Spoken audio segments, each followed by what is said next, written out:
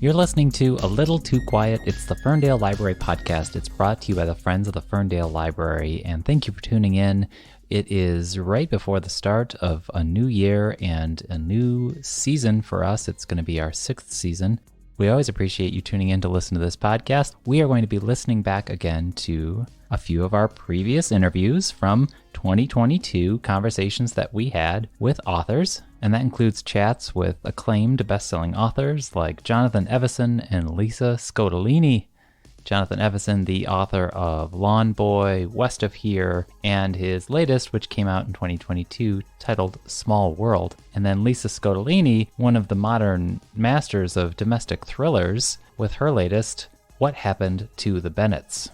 Lisa Scottoline is a #1 best-selling author, an Edgar Award-winning writer. She had an acclaimed work of historical fiction 2 years prior, titled Eternal, but one of her most recent books, What Happened to the Bennetts, is about Jason Bennett, who is a suburban dad who owns a court reporting business, but one night his life takes a horrific turn. He is driving his family home after his daughter's field hockey game when a pickup truck begins tailgating them on a dark stretch of a lonely road, and suddenly 2 men jump from the pickup and pull guns on Jason, demanding the car. And after a horrific flash of violence, its life is changed forever. And after receiving a visit from the FBI after that, the agents tell the Bennetts that the carjackers were members of a dangerous drug trafficking organization and that now the family are in the crosshairs. The agents advise the Bennetts to enter into the witness protection program right away, and they have no choice but to agree. But the thing about the witness protection program is that it's designed to protect criminal informants, not law-abiding families. So, taken from all that they know, they're trapped in an unfamiliar life. The Bennetts begin to fall apart at the seams, and then Jason learns a shocking truth and realizes that he has to take matters into his own hands. So here's our conversation with Lisa Scottoline about that book, What Happened to the Bennetts.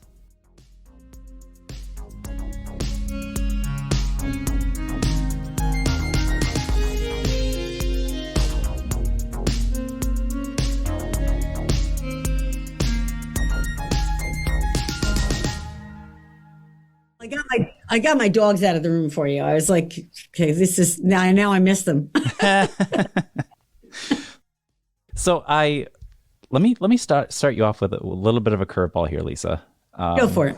You were on our podcast a little while ago, and I don't know if I made an impression whatsoever, but my name happens to be Jeff Milo, and I noticed that the villain of your book Oh my God. I just realized that. is incredibly close to my own name. Oh man. Well, first of all, I do remember you, but I didn't remember that when I wrote it. Isn't that interesting? I'm so sorry. Well, I think I'm honored. I think I'm again. Maybe Maybe no, not. it is not you. It is not. You're charming, and he's a little not. Indeed. Yeah. Well, let's talk about writing this book. I guess first of all, tell me about, kind of switching gears. The last time you were talking about this wonderful historical fiction book that you wrote. Now you're back into something of the thriller territory, but talk about jumping into one pool and coming back to the other. What was that like? Right. It's interesting because, what I tell you, I'm going to blow your mind now. It's my daughter always says to me, I'm going to blow your mind right now, Mom. But the truth is, they ain't that different. Oh, yeah? I mean, I really come to, now that I did it, I taught myself. Because always I'm a little afraid. I'm like, oh my God, you can't write historical fiction. And then I kind of did with Eternal. I'm like, all right, maybe you can do that. And then go, oh my God, now it's going to be so different. And then I said, it's not different at all. No. And that's when I realized, right? Like, Lisa, you're just dumb because honestly, I'm always writing about the same things. And the things are justice and love and family. That's what I figured out. Like, if you're me, which maybe you should have a little more insight, you're kind of like working from the outside in. So you're like when you decorate a room, like I'm like, this is my office. Like I keep picking pinks and reds. I guess I like pink and red. It's kind of weird. So anyway, I wrote Eternal, a love triangle set in Mussolini's Italy. And then I write What Happens to the Bennetts. And they both end up being about love and family and justice. And so then what you really realize is that this setting, whether it's Mussolini or the time, whether it's the 1930s or 20s, is completely, well, we know what that distinction is. It's form over substance. Mm-hmm. That's why I kind of don't cop to any of this genre, even this genre convention, because, I do read my online reviews. And I love that because I care about what readers think. And, I had people who came to Eternal, which was the historical fiction, going, I never read her before because she writes thrillers and I don't read that, but I like this book. And I know I'm going to have people coming to the thriller book going, I only read historical fiction, but I like this. And that's because readers are great, period. They have an open mind. Reading builds empathy. You become more inclusive in so many different ways. And I'm getting off the point now, but so that in a way, it wasn't that different. And I'm going to go back to historical fiction, and then I'm going to do thrillers and humor. And you realize you're all just laying yourself bare, whether it's something funny and silly or something, a really heartfelt feeling like, you know, what happened to Bennett's, his character. I realized when I was writing, he's a lot like my dad. I was like, it's your dad. That's dad. Like, where did that come from? And then you're off and running. What I'm hearing is you can't just let it be a pitch. You can't distill it down to a pitch. You can't say, all right, Eternal, World War II, Italy, love triangle. Or you can't say Bennett's, witness protection, you know, tragedy, crime. It always comes back to family. You know what I mean? With your books. Yeah, you're right. And you would, I mean, I'm pro enough to know that I can I make it distilled to a pitch. I'll tell you because when it happened, I was on the Today Show, and it was a while ago, and somebody came up and they started doing this. I don't know if this is video, but they're flashing their fingers at me, 7 fingers, 7. And I said, what are you trying to tell me? I have 7 minutes, but I know in TV, that's a lot of time in TV. They'll go, I said, oh, you tell me I have 7 seconds? No, they're saying, no, you have 7 words. When they ask you what it's about, answer in 7 words. And I was like, oh my God. Now I have to tell you, since that happened to me is the best thing, one of the best things that ever happened to me. Because I was like, now I actually distill it. And I actually put that on for people who are listening who want to write, you know, it's actually helpful. So what happened to Bennett's? A carjacked family goes into witness protection. That's probably close. And then I go, that's the story you want to tell, Lisa. And I don't write with an outline. So I go, okay, that's your story. Is this going to tell your story? Or is this going to be tangential or BS or whatever? And if so, you can write it if you want to, but it can't survive in second draft. That's almost so, but it isn't really a pitch. You're right to say that, Jeff. You're absolutely right. That's like intensive haiku writing that you did just there. Tell me, right. And then, but just tell me where that came from, because it just seems like it is such a ripe and evocative premise to go into witness protection. And I think that, let me just say, not a spoiler, just the surreality of having to experience that is compelling enough before even some of the more thrillery aspects kick in. Just that adjustment period is so compelling, the way you wrote that. I guess talk about where that idea came from for a book, Witness Protection. Thank you for that. It really came from me driving around my neighborhood and being tailgated. Oh, dear. I mean, I find that a lot of novels, and I end up having ideas, but they come out of what if. Like, oh God. So basically you're living your life imagining disasters. This could be life with an Italian mother, because honestly, my mother was like that. You know, that running with scissors, like you'll slip, the pen will go in your eye. There's wet leaves are horrifying. So you end up imagining disasters, and probably 10 years of therapy, I'm trying to figure my way through it. So I do think that's where it came from, because I don't like being tailgated, and I always move, and I'm like, just get out of my way, dude. I'm just trying to live my life and be calm. And usually listen to an audiobook or a podcast in the car. So I'm not stressing when I drive. And so then I thought, oh God, what if you were carjacked? And then what if that? And luckily I've had these experts now. So I call up my guy in the FBI who actually, and then I find a guy who worked in witness security. And I go, what's it like? Like, because we all have ideas from TV, and what is it really like? And then that's when you come to understand that, you know, it's a program designed to protect criminals against other criminals. It works less well when it's a family. And I wanted to also use the world we live in, the connections we have. Look at us. We spoke before. Here you are. We're all connected up every which way. You got to take this family. They don't even get to say goodbye. Right. Right. It's like you said the pandemic was bad, at least the isolation, and not to make light of it, because we all have we lost people, or I have someone very sick from it still. But at least you could communicate this way. Well, now you can't say goodbye. His wife can't say goodbye to her mother. You endanger people when you say where you are. At the same time, you have these crime bloggers who didn't exist when I started writing so long ago, right? God bless them. I always think they're interesting, because true crime is fascinating to me for the reason that fictional crime is. Well, now you have ordinary people solving crimes, real crimes. Right. And what effect does that have upon a guy who reminds me of my father, and that he was so important to me, but never really thought of himself as my hero? Mm-hmm. Mm-hmm. What is, and that men, to a certain extent, I think it's so imposed upon them. What is a hero? I mean, I love all the superhero movies. I just got back from the last Superman, and they're all flying around against all odds. Well, what is a hero when you don't really conceive of yourself that way? That's the problem of Jason Bennett, when his family is struck into circumstances that require him to be heroic, and also require his wife to be heroic. What will they do to get out of it? And so then how do you survive becomes the exact same question that I answered in Eternal during Mussolini's Italy. Yeah.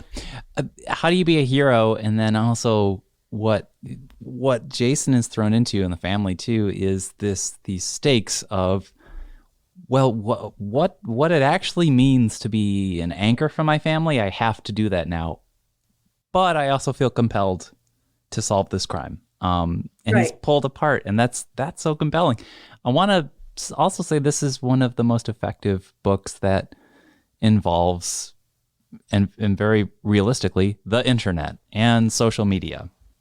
And that portion of the book, because it's not a spoiler, the family has to go into witness protection. Right. And then the inevitable conclusion of that is that all of your friends would probably panic, and they would then what would they start doing? Posting about it on Facebook. Right. Which kind of feeds into the title. But yeah, did you must have realized that early on, that the idea of social media would become such a big part of this actual narrative. Yeah, and I didn't go into it that way because I just did. You don't want to write a novel about social media, right? But I live in the world like everybody else. And what were you going to say? I was just going to say I don't want to spoil too much, but they get a hint of how their friends are panicking, even though they can't really use social media, and that twists them up even more. They can't shout out to their friends, "We're okay." You know what I mean? You can't. That's right. I mean, the first phone call, any horrible disaster, and we don't want to take people through it, but people say, "I'm okay." When my daughter, she lives in New York, I just text me when you get home. I just want to know you're okay. They can't do that. And that's such a good point. I wish I had made more of it in the book. And I think I made something of it. But Jeff, you bring it up. You did. That you can't, well, thank you. That you can't, and you don't want to write about social media, but you are a creature of it. My phone's right here. I live alone. I love Twitter. Mm-hmm. I'm a Twitter, and all my social media is me. It's organic. There's no massive machine. So you go, well, that would naturally happen. And I follow this stuff. And I'm a big fan of the crime blogs, for example. I love what they do.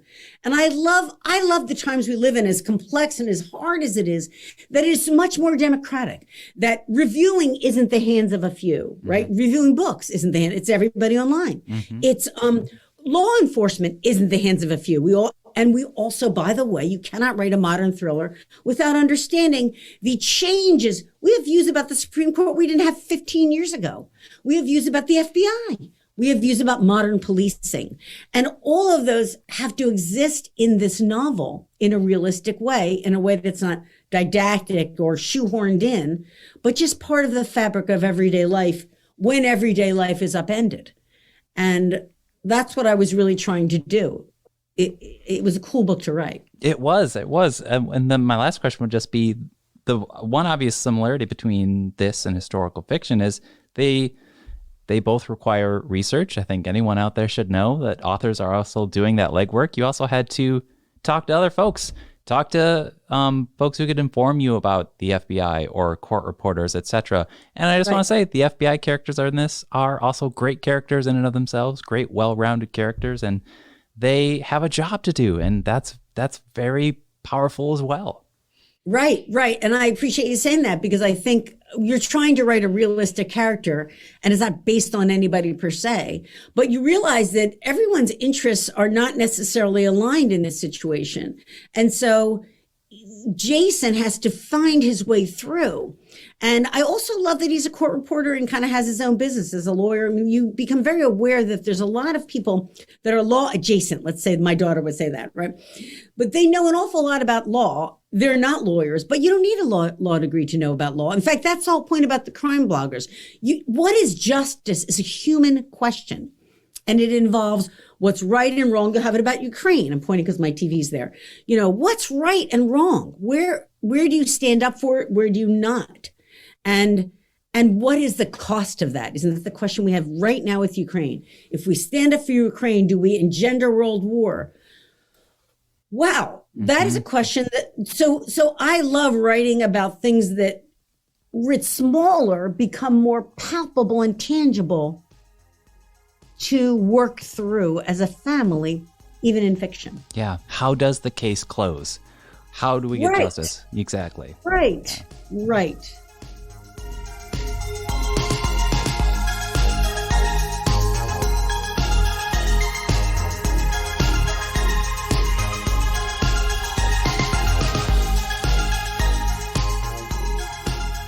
And that was our chat with Lisa Scottoline. And now moving on, we'll be revisiting our chat with Jonathan Evison, the writer known for his novels All About Lulu, which won the Washington State Book Award, West of Here, a New York Times bestseller and the winner of the Pacific Northwest Booksellers Award and the Booklist Editor's Choice Award, and The Revised Fundamentals of Caregiving, which was, up until recently, currently in talks to potentially be developed into a film. Evison is based in Washington State, and in his teens, he was a founding member and frontman of the Seattle punk band March of Crimes, which included future members of Pearl Jam and Soundgarden. He was born in San Jose, California, but now lives on an island in western Washington with his family. His latest, Small World, is about 4 modern families who are all on board a passenger train hurtling into the night. But it bounces in between the past and the future, going 170 years earlier when their forebears were making their way in a young nation built on grand promises. Each family follows their own path, only to find that their destinies are linked inextricably, the culmination of 5 generations of shared history. So we talk about this conceptual novel of historical fiction with Jonathan Evison, which is titled Small World. I just felt compelled to start with trains. Is that okay? Let's start with trains. Yeah, whatever you want to do. Because I've always been, and I don't think I'm extraordinary in this regard, I've always been fascinated with trains and also how it is trains are somewhat emblematic of American history, or emblematic of at least the mythos of America. Is that perhaps where the idea for this book started, or at least with the import of the Transcontinental Railroad? Yeah, absolutely. I mean, that's kind of where the idea of Small World was born, is just this idea of the Transcontinental Railroad seeking to shrink the world by connecting the 2 seaboards. That's one thing I've realized about train people is they're people that are like trains really like trains. You know what I'm saying? And I was more of a casual train person. So it was an education for me. I had to have many people vet the work. You don't want to get anything wrong with the trains because train enthusiasts are going to call you on it. Like, what do you mean the third rail? I thought this was a diesel train. And, I went through a long process of that, which was super helpful. And, you got to do that with any time you write outside your area of expertise. But also I needed a vehicle for all these characters as well. I needed something, the idea of connection, the railroad connecting things.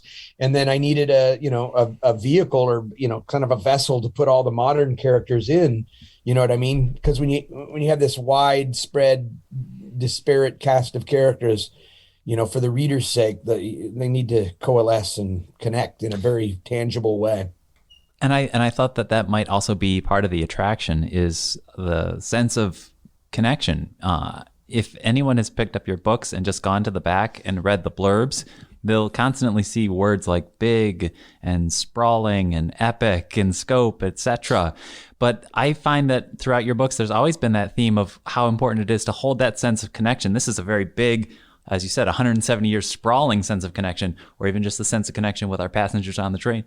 But connection's always been there for you, or at least in my experience. I appreciate you realizing that. I mean, I have the same themes I sort of work with, and connection is a big one. Like even in Lawn Boy, which is a talk to you like a friend, first person buildings Vermont, the theme is still in there. Mike, when he finally finds his way, certainly, realizes that he didn't do this alone, and sort of pieces together.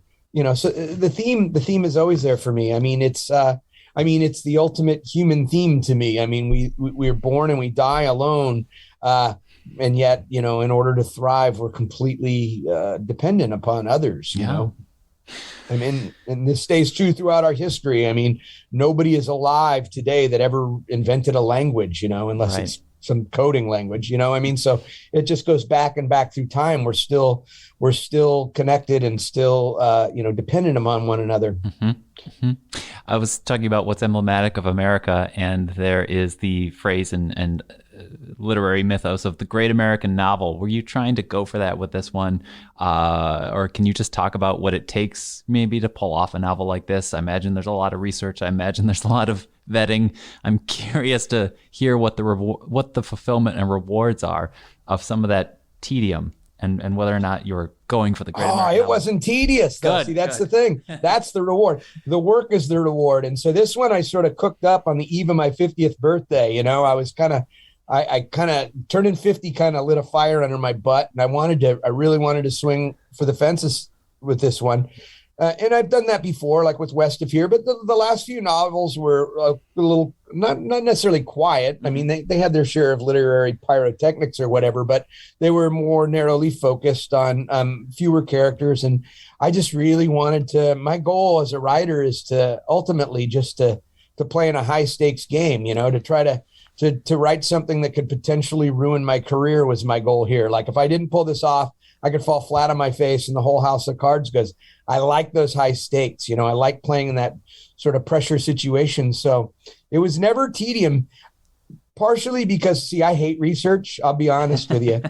People probably assume I like it, but I kind of hate it. I like the human element of it. I like to talk and interview with people when I have specific questions in mind and things I need to gauge. That human connection part is fun, but like book research is just such a quagmire that I've actually gotten a lot better at over the years. I've written like 17 books, so it's like I've learned.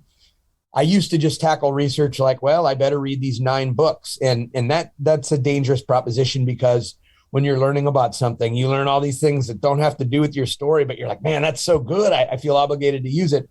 I now have really focused down to it's really about authenticity. And like, so I really tackle my research specifically about, I know my situations and my scenarios for my characters, and I have to, so I can, you know what I'm saying? I can do the research in narrower swaths. I pick up a lot of other peripheral knowledge as well, but that focus makes it a lot easier. And so does, so does the internet. Yeah. I mean, I don't depend on the internet as my final source, but I can remember a day 20 years ago when, if I had to figure out if there was a back window in a 67 Duster, I had to drive 20 miles, round trip to the library and sit in the reference section because they wouldn't let you check out it would. And so now I can just, little things like that, you can fact check really quick. What a difference. Yes, indeed. Just tell me about the experience of writing this book, because I was just so curious about and you were kind of touching on this, but what your momentum was like as a writer, because you're not necessarily, and I'm not disparaging detective novels, but you're not necessarily writing a thriller where it's one single character, chapter to chapter, with an arrowhead plot going to solve the mystery. It's 2019 Chicago, and then it's 1851 on the railroad, and then it's a completely different character. The shifts going on here. What was it like to keep that momentum and to, I guess, get into the headspace of so many different people in so many different timelines? Yeah. Well, first I'll say that at its root, it really is still Aristotelian dramatics. I mean, it really is an arrowhead. It's just a really big arrowhead. And so when a character like this, where you're doing a novel where you're juggling all these characters and stuff, and everybody has their own individual line, it becomes less of a pop song and more of an orchestral piece. Symphony. You can't have everybody's line sort of, everybody can't go up and down. You can't reverse the emotional charges with each character simultaneously, or the book becomes repetitive, or it doesn't have that emotional swelling you need. So you have to figure out the way you're still going for that arc that you would in the thriller but you're having to find a way to orchestrate it with all these personalities and all these lines. And it's just a matter of stepping back, and really it comes down to connective tissue and themes, and figuring out how to make how to make the themes and the connections a more central import than the individual characters. Really, like there's the micro level and the macro level of this, and really it just starts with thinking like the reader. I think for me, like just being very aware of the information I'm giving the reader and knowing what buttons I want to push and what experience I'm trying to give the reader. And that makes such a huge difference in terms of conceiving of the thing, because like as a reader, I know that I love convergences and connections. I love making connections as a reader and having those aha moments, because ultimately it's a dance between the reader and the writer, where the reader's doing everything I'm doing backwards and heels. And so, I mean, that's really what I've learned as a writer, just in general, to get better at this thing after so many dang books, is that really you just always think about the end user, the reader, who's just really just me at the other end, Right. But it's very easy to be authorial about these things. And in my earlier efforts, it was just more about, what do I want to say? You have to start to say, well, what does a reader need to hear to understand what I'm trying to say? And so that's really the ultimate guide to pulling something this big off, I think, is just to think of it from the reader. Am I giving the reader too much here? Is the reader going to make this connection? Is the reader going to make that connection? Are they seeing the bigger picture? Am I allowing them to step back and see that these aren't all these disparate vignettes, that they are all tied together? And it is an interesting experience and exercise to be a reader in this book, because I found myself, every time we had a jump back in time, I felt as though I was still a reader. I guess I was projecting myself across the astral plane. I felt like I was sitting in the train of 2019 constantly, but I was seeing, I don't know, visions of the past. So where I felt temporally was very interesting as a reader, because I was always conscious of that connection to the present, no matter how far you took us back. And we have to get to know these characters rather quickly in these kind of vignettes that we check in with them. And I think that the dialogue really helped me kind of get to know this person. I think that you're, even from page 1 through 2, you kind of get to know this guy just based on how he interacts with people. So the dialogue was a win, for sure. Good. And some of the characters, it was almost sort of necessary to make them sort of archetypal, so that the reader already felt a little sense of familiarity. You know what I mean? These are American archetypes, runaway slaves, coal miners, they're things that allowed the reader to have some familiarity with, so that it wasn't so, obscure, you know what I mean? So they could already feel sort of comfortable, and that allowed me to develop a more of an intimacy. To me, it's really just an intimate novel. It's really big in scope, but really it's like all my books, it's just really about character at the end of the day, and how I can sublimate the themes within the characters, and rather than having the characters, be my play actors to paint the theme I want. I let the characters lead me to a certain extent. There's a line that has stuck out to me, and it's probably within the first 50 pages, and I think that it's spoken from a parent to a child, and the parent says it's all about the journey. And I've been hearing several artists use a variation of that phrase as kind of a mantra of staving off disenchantment or maintaining motivation. It is kind of a powerful statement, and it feels kind of clean. But, all these characters, no matter what timeline they are in, are experiencing hardship or frustration or burnout or existentialism or ennui or uncertainty. So it really is not, it doesn't feel as clean cut as someone simply telling you, don't worry, it's all about the journey. But life kind of is. And that's what really got me about this book. And I can't really articulate it, how we want it to be easy, but it really isn't. And I think that this cast really drove that home for me. I don't have a question there, but I'm just throwing that at you. Yeah, well, I can glean the question there, actually. Yeah. Well, for me, that's almost like a little Easter egg for me. There's a couple of them in the book where Nora talks about how a novel is like a little small world in itself, and the escape of these are writing this book for me was all about the journey, and it always is. It's not. I trust in the process, that's why I'm never afraid of the work. There were 7 characters, I think, in this book that are gone, 200 pages just gone from the book, but none of that work was wasted. It's just at a certain point, I realized that these characters couldn't coalesce. I needed to create that convergence. And it was harder, say, to get these characters on the modern day train, in a way that wasn't herky jerky or whatever. But it's always about trusting the process for me. And it is about the journey. Writing a book is the goal for me is to become a more expansive person at the end of it, which is why I try to write outside my personal, purview of my experience so often, is because I want to experience this other. I have maybe 80 years on this planet, but I want to experience as close as possible. I want to accrue actual experience that's outside the purview of my personal experience. So it's all about I was never really stressed with how I'm going to pull this off, or I just trusted the process. I just knew that my characters would lead me there. I mean, I needed to have certain guidelines, like we started with here, trains that allowed me to, explore nation building on an east to west, continuum, and then to have this journey with these people whose lives are all about to change, to have them all in this one vehicle, moving, so there are certain guidelines like that really help me. As long as I have that, again, that's part of the process. I know that as long as I give myself the tools and the opportunities, the characters will lead me there, or just hard work will lead me there. Wow. It's never tedious, though. I love the work. I really do. I'm so grateful. Look, man, I've cleaned septic tanks. I've sorted rotten tomatoes for the United Grocers. I've telemarketed sunglasses. I've been a caregiver, a landscaper, a bartender. And whenever I hear people talk about how hard it is to write a novel, I'm like, man, you've never sorted rotten tomatoes in a 108-degree warehouse.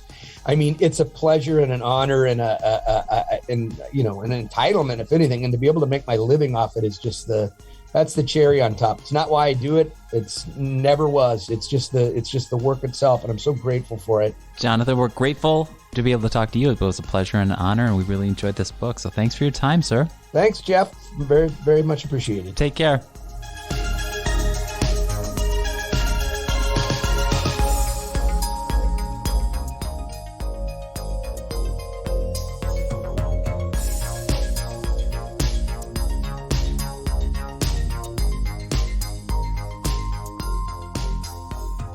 And that was our chat with Jonathan Evison. We talked about his latest book, Small World, and then we also previously heard from Lisa Scottoline talking about her recent book, What Happened to the Bennetts. That'll do it for this episode of Recapping Author Interviews. We have new content on the horizon, so stay tuned for that. We, of course, thank you for listening to A Little Too Quiet, the Ferndale Library podcast, which is brought to you by the Friends of the Ferndale Library. We thank John Duffy for giving us music to play at the beginning and end of each episode, and we thank, of course, the Friends of the Ferndale Library. If you'd like to support this podcast, go to ferndalefriends.org. Please remember to rate, review, and subscribe. Until then, Happy New Year!